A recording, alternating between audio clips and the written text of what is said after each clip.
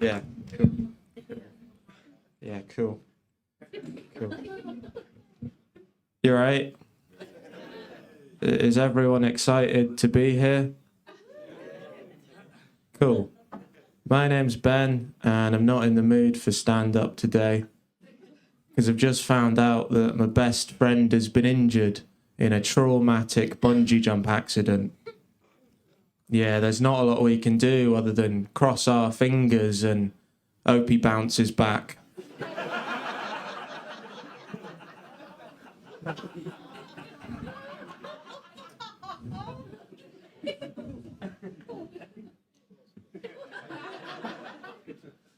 And if you don't like that joke, you're going to be in for a fucking rough 10 minutes.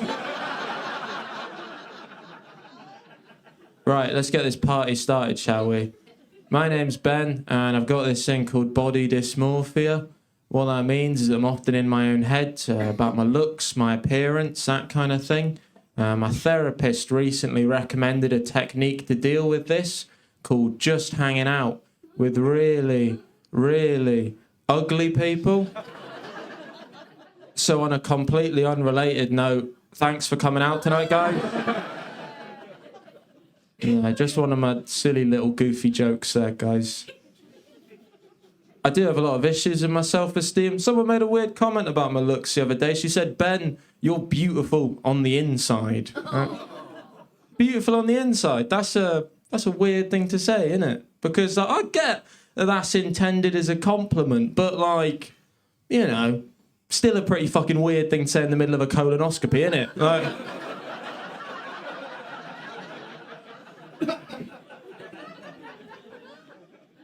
So yeah, I think we're all in agreement. That is a very good joke. Is of course just a joke, as we all know the NHS is far too underfunded for that high level of quality customer service. So when it did come to doing a colonoscopy, I had to do one of those DIY from home ones instead. Which I know sounds strange, I'm aware of that, but the good news is my bowels are healthy. The bad news is I have now lost my GoPro.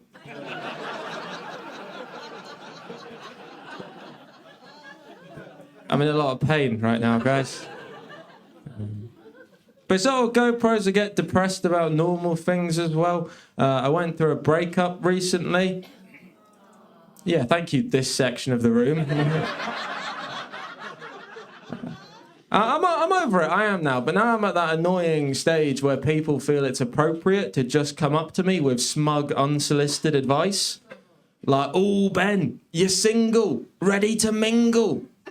Oh, Ben, you're alone, ready to bone. Oh, Ben, you're emotionally numb, ready to come. And it's like, fuck off, mum, all right?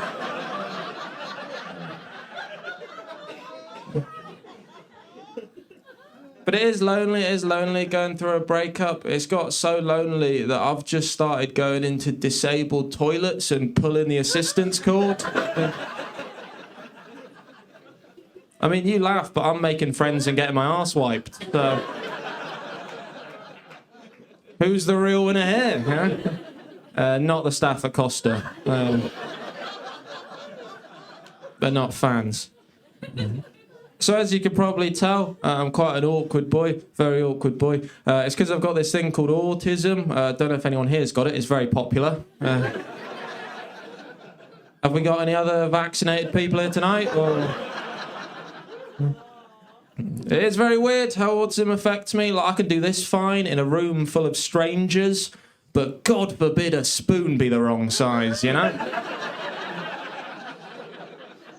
Like, genuinely, I will throw a proper tantrum if a spoon is even slightly the wrong size, which makes doing coke really awkward. Autism also makes it very difficult for me to tell when people are joking, which admittedly makes this job a fucking ball ache.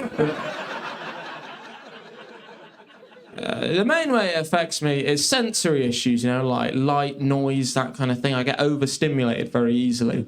And when you get overstimulated, what you're recommended to do is to put yourself in a state of sensory deprivation, right? So I'll put headphones on, I'll turn all lights off, and that's generally what's recommended by most medical professionals. I mean, it does scare the shit out of other motorists, but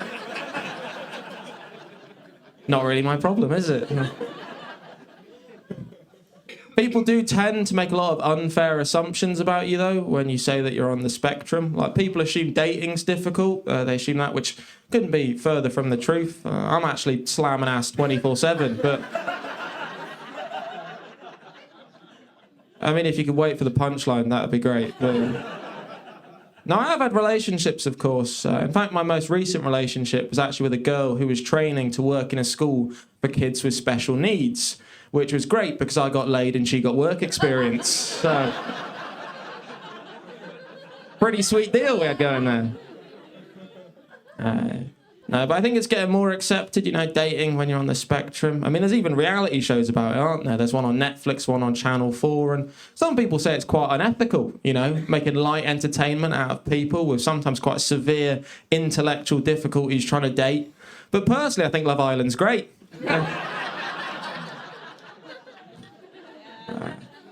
I'm glad you're laughing at my jokes, guys. I'm glad you're laughing at my jokes. I think I would describe myself as a people pleaser, although I've been told the technical term is bisexual. So, obviously, being bisexual, I've dated both men and women because in the job description in it. But my favourite people to date, and hear me out on this one, is non-binary people. Because firstly, obviously just makes me seem very cool, very progressive. But secondly, also makes me sound a hell of a lot more popular, doesn't it? Because think about it, right? Saying she loves my penis, that's a supportive girlfriend. They love my penis. I'm building a fan club, baby! Yeah.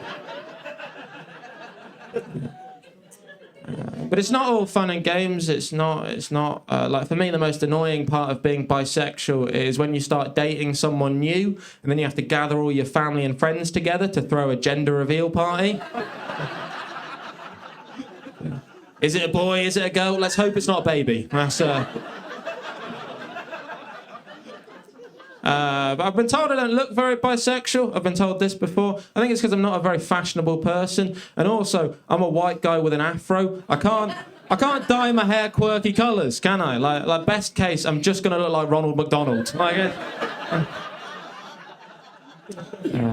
But because I don't look very bisexual, what happens to me sometimes is if I'm on a date with a straight girl, I have to come out to them, which is very weird. Because most are obviously fine with it, but some do get a little bit turned off by the fact of dated guys before, which I find a very odd thing to be critical of. Because it's like, oh, I'm sorry that we have more things in common. You're still in love with your ex-boyfriend. I'm still in love with your ex-boyfriend. We have so much in common. Right, I'm going to start wrapping up now. And how have I done? Have I done well? Are you all proud of me? Am I a very talented little boy? Yeah, cool. I'm quite a young comedian, always working on my craft, so I always like to get a little bit of feedback after sets. So, how have I done out of 10?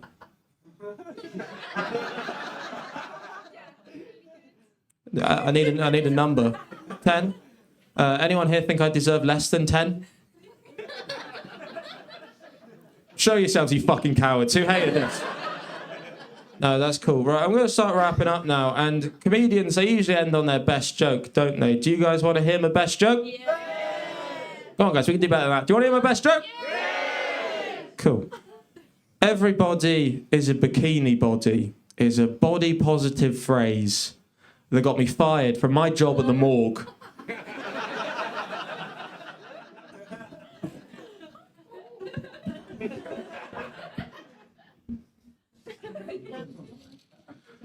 Right, I'm going to start wrapping up now, and if you've enjoyed this, you can follow me on Instagram at Ben Troloar, funny lol, comedy, ha ha ha ha. Thank you.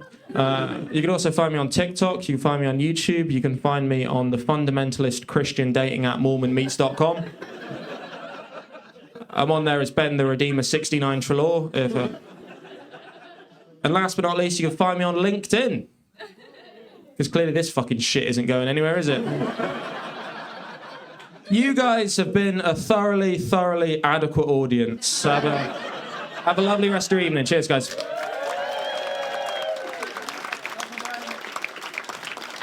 Back to life, everybody!